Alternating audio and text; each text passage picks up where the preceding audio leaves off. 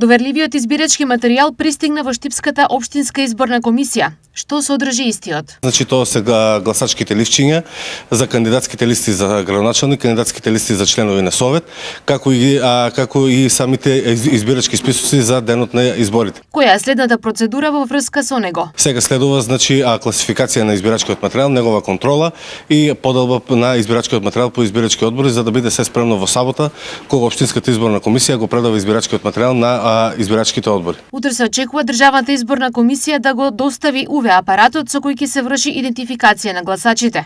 Согласно патството, во сабота гласаат болните изнемоштени лица, како и затворениците, а во недела е денот на гласањето на овие локални избори.